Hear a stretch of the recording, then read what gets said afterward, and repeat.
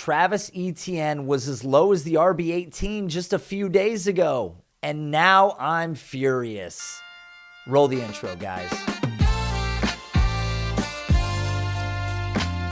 Hey, welcome back to the channel. I'm, of course, Nate Liss, your content creator / master of ceremonies for this video. But before I dive in, if you enjoy what you see today, hit the like button. Of course, comment on the video below and make sure to hit the subscribe button so you don't miss a single piece of Dynasty content as I continue to ramp this channel up. Now, as I stated in the intro, Travis Etienne was just recently closer to the RB20 in Dynasty than the RB10. How is that possible? Because after putting together one of college football's most prolific profiles, Travis Etienne was forced to miss all of last season with a Liz Frank injury. And this was music to James Robinson owners because on April 24, 2021, this happened. I hope Etienne crushes the hopes and dreams of James Robinson owners. The Here, James Robinson owners, right now. Oh my God, that could happen. Far the best quarterback, like huge edge. They on the did field. it! They did it, Nate! Goodbye, James Robinson! R.I.P. The pick is in! No way. R.I.P. The Jacksonville Jaguars have selected I'm fucking going to Trevor Twitter right Lawrence's now. teammate at Clemson. Don't you Travis Etienne, Travis Etienne, Travis Etienne. Are you catfishing me? Let's go. Now, if I remember correctly, I fired off roughly 500 tweets in celebration of this moment and changed my name on Twitter to James Joblison for months. It was chaotic to say the least, but then tragedy befell us.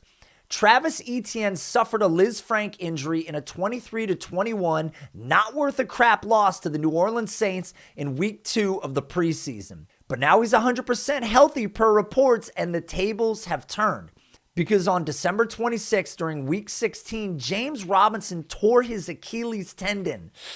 This is an injury with a typical 6 to 8 month recovery time. So at the soonest, we likely won't see Robinson back until August or September or well into the first part of the season.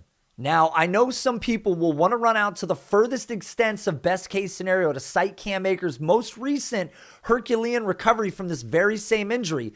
But let's get one thing clear. Not all recoveries go that well, and not all running backs are Cam Akers. Lastly, and still important, is that James Robinson is a free agent at the end of 2022. So this is a very similar scenario to what Marlon Mack just experienced himself as he returned from the same tendon tear to play out the final year of his deal in Indianapolis.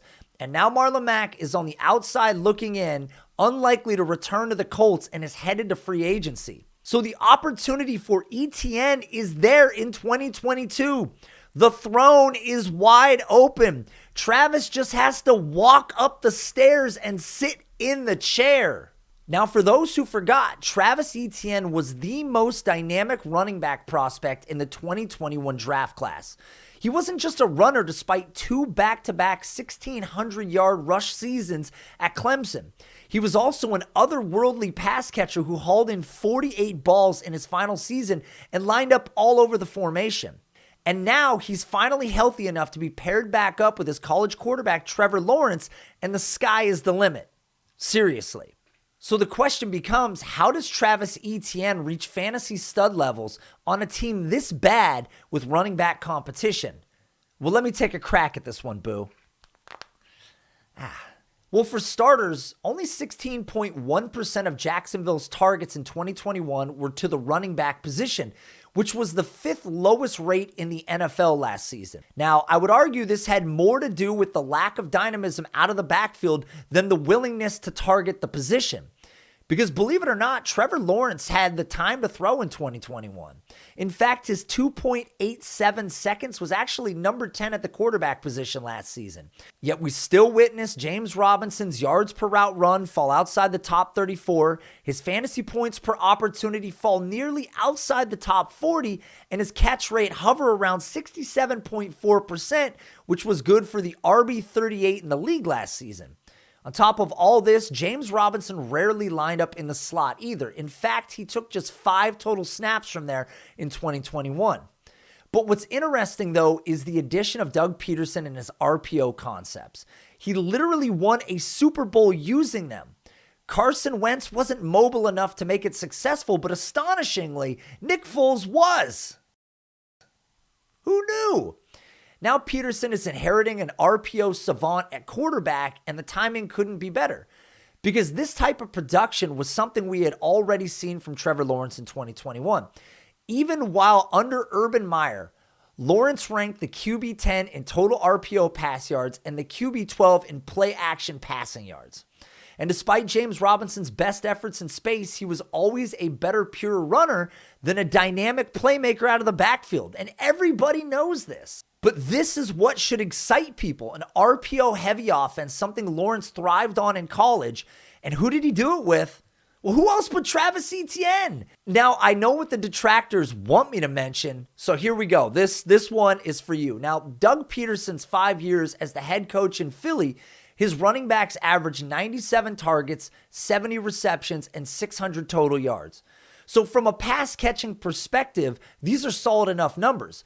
But that's not what these people get their panties in a bunch over. The next stat is, only 3 of Peterson's running backs had seen 50 or more targets. And it's typically been distributed amongst multiple players, and he's deployed them in what people love to refer to as a timeshare.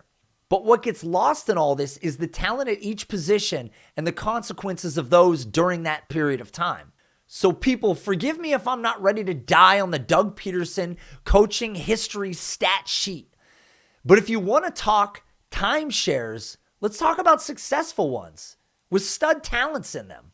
Now, one of my theories about the potential upside for Travis Etienne in 2022 is that we could see a sneaky similar year to the one that DeAndre Swift just posted with the Detroit Lions this year. Look, I know people are going to go, but Nate, how can you assume that? Chill, boo. I got you. You see, one of the biggest benefactors for DeAndre Swift last season was the Detroit Lions had one of the league's highest negative game scripts. In fact, it was so high that they ranked 29th out of 32 teams.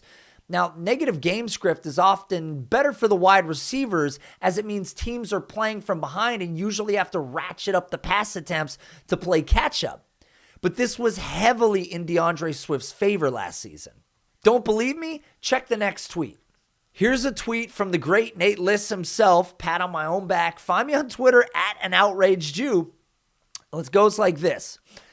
The way DeAndre Swift benefited as a pass catcher due to negative game script is exactly why a healthy Travis Etienne could soar past expectations.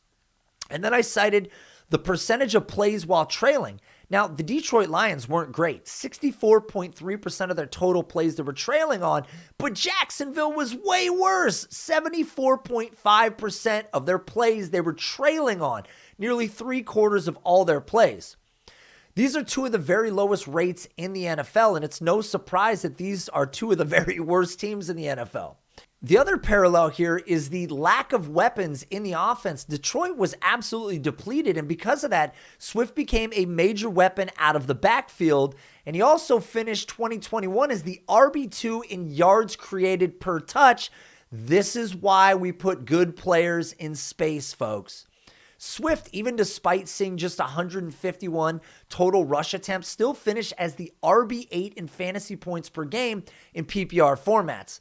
So Etienne's abilities are a perfect combo for the staff's offensive play style, and Etienne's experience already baked into his time at Clemson with Trevor Lawrence will only speed this process up.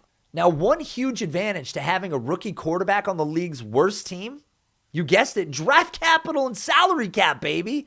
That's what we've got going for us. Look, we know this offensive line wasn't anything to write home about, but Pro Football Focus, bless their heart, ranked them as the 24th best offensive line in the league and noted that the previous staff and their scheme was not a benefit to this line, and they believe that based on the growth that we saw in 2021, 2022 could shock people. So you're telling me, what you're saying to me is that this offensive line could actually be good next season? Well, guess what? This Jacksonville team is also sitting on the league's 3rd highest projected salary cap space this offseason. They also have the number 1 pick. They have 12 total picks in the upcoming draft, 4 of which are inside the top 70. So it's entirely possible that a second season under a stable coaching staff could jumpstart the generationally talented quarterback Trevor Lawrence. And it's entirely possible that this offensive line could go from the 24th ranked offensive line in the league to a top 15 or better offensive line in 2022 through the draft and free agency. And it's also entirely possible that this offense could add outside help. A player like Chris Godwin, who when healthy could open up everything with this RPO offense. And it's entirely possible that Travis Etienne splits part of his workload in 2022 and still smashes on 60 to 65% opportunity share.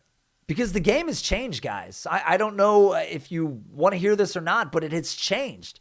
The days of a 90+% opportunity share being the only recipe to fantasy production is long gone. Guys like Aaron Jones, guys like Alvin Kamara, guys like Austin Eckler, guys like DeAndre Swift, they can crush on a lot less opportunity than that. And Etienne has what they have, outstanding pass-catching capabilities and a skill set to line up anywhere while being on a team that is built to use him properly. I mean, just listen to some of this fantasy production over the past few years from these players. Let's start with Aaron Jones. Aaron Jones in his last 3 years finished as the RB11, the RB4, and the RB3. That's 15 fantasy points a game, 18.5 and 19.7. And none of that came on more than 62.6% snap share opportunity. It was that low. Alvin Kamara, the RB4, the RB1, and the RB8. None of it was over 70% snap share, and he averaged 18.1, 25.2, 17.8, obviously monster production. And then, of course, Austin Eckler, the RB2, the RB9, the RB6, never more than a 67% snap share, and 2 of his seasons came under 57%. But over that time, he averaged 21.5 points, 16.5 points, 19.3 points. These are what we want. DeAndre Swift last season, the RB8 in fantasy points per game. He averaged 16.1 fantasy points on a 67% snap share. So if this offensive line gets better, and it will, and if Trevor Lawrence makes a big leap next season, and he will, and if Doug Peterson implements this RPO offense that Lawrence already knows so well, and they will, and Jacksonville adds weapons to the outside, and they will, oh baby, if all of this happens, Travis Etienne will make every Dynasty owner who valued him near the RB20 wish that they had leaned into the metrics and the uncertainty of the moment harder than they did. And they will.